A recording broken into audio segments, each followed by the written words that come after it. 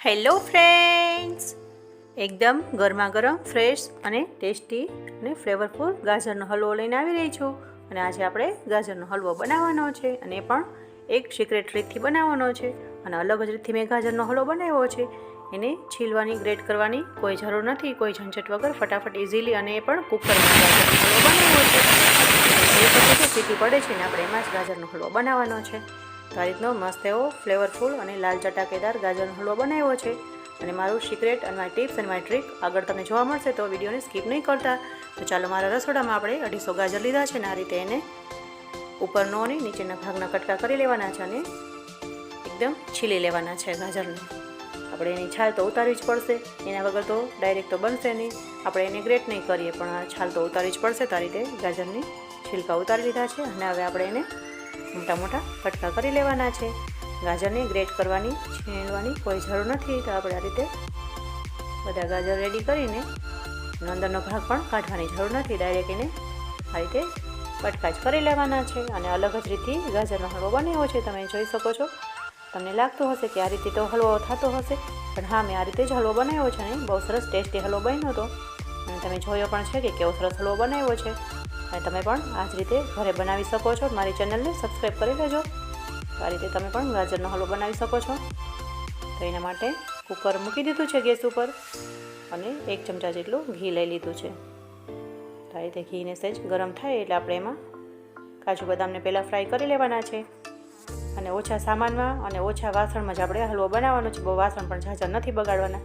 તાજા વાસણ થશે તો આપણે જ કામ વધશે. તો આપણે આ રીતે મેં ઓછી વસ્તુમાં બધું બનાવતા શીખવાડ્યું છે અને ફટાફટ બને છે.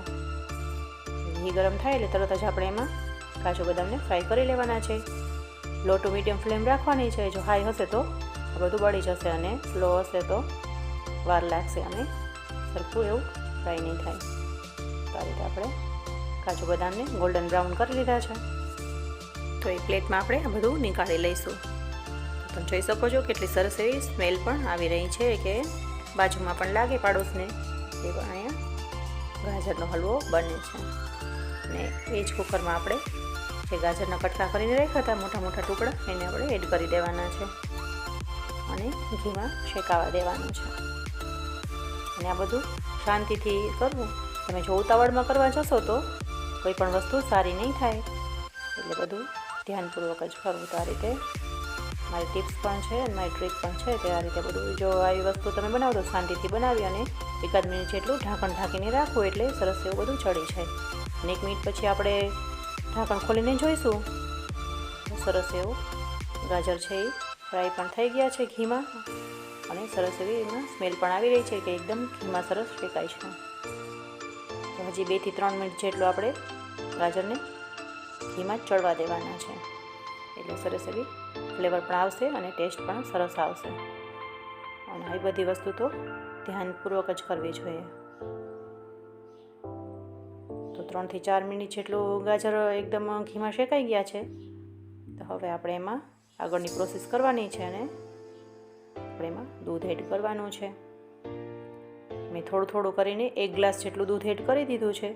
તમે જો ગાજર વધારે લીધા હોય તો થોડું વધારે ઓછું કરી શકો છો.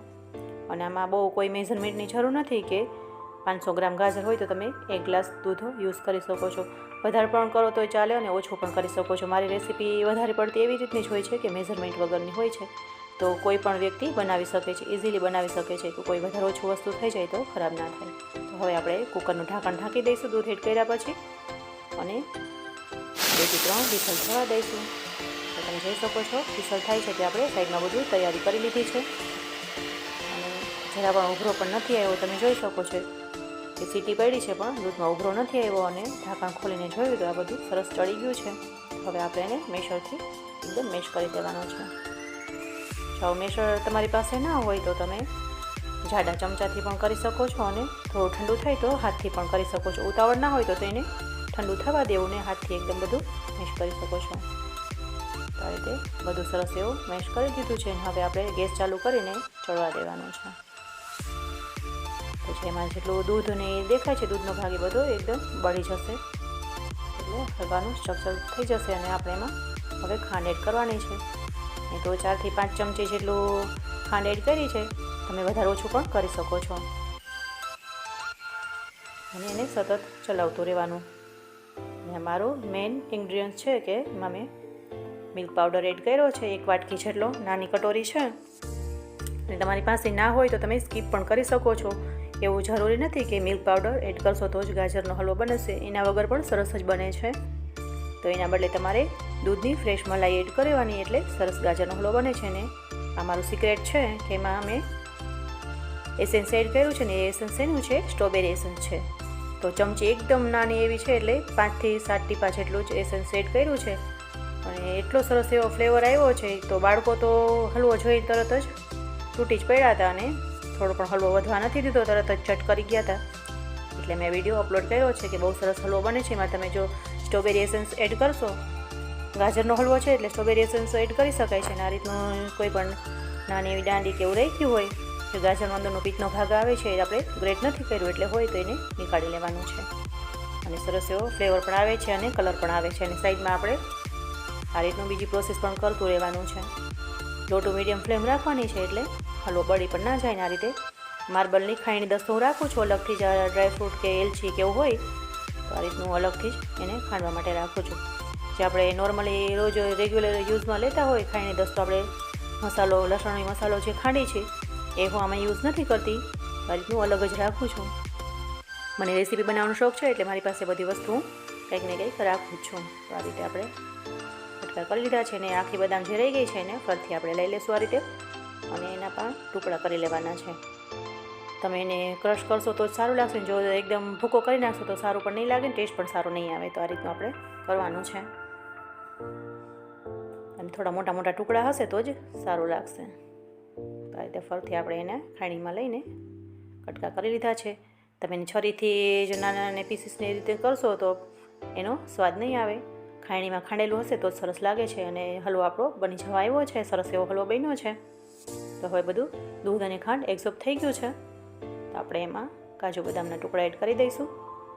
અને ઘીથી ભરપૂર છે એટલે બહુ મસ્ત એવો હલવો બન્યો છે. તો બધું આપણે મિક્સ કરી દેવાનું છે.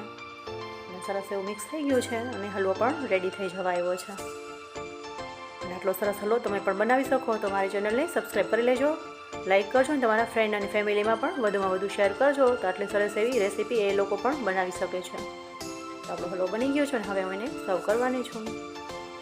તો આવી મેં પ્લેટ રાખી જ છે, મને તો વિડીયો બનાવવાનો છે એટલે આ રીતનું કંઈક ને કંઈક રાખું છું. તો આપણે ગરમા ગરમ હલવો સર્વ કરી દીધો છે. એકદમ ફ્લેવરફુલ અને કલરફુલ હલવો બન્યો છે, લાલ ચટક હલવો બન્યો છે. આટલો સરસ હલવો તમે પણ બનાવી શકો છો. અને બનાવીને પાછા એકલા જમી ના જતા, હલવો બને સારો લાગે તમને. અને આવો જ હલવો તમે બનાવી શકો તો કમેન્ટ કરીને જરૂરથી કહેજો કે તમે પણ આટલો સરસ હલવો ઘરે બનાવ્યો છે. અને મારો હલવો તો બધાને બહુ ભાવ્યો હતો અને બધાને બહુ સારો લાગ્યો હતો, એટલે મેં આ વિડીયો અપલોડ કર્યો છે. અને તમને પણ સારો લાગે તો મને કમેન્ટ કરવાનું ના ભૂલતા કે કેવો બન્યો છે ગાજરનો હલવો. અને બનાવીને બધાને સર્વ કરજો. અને આટલી સરસ એ રેસીપી તમે પણ બનાવજો અને બધાને ખવડાવજો. અને મારે તો એ જ મિશન છે કે બધાએ સારું એવું શીખી શકે. કેવો બન્યો છે ગાજરનો હલવો મને કમેન્ટ કરવાનું ના ભૂલતા. Thank you for watching. જય શ્રી કૃષ્ણ.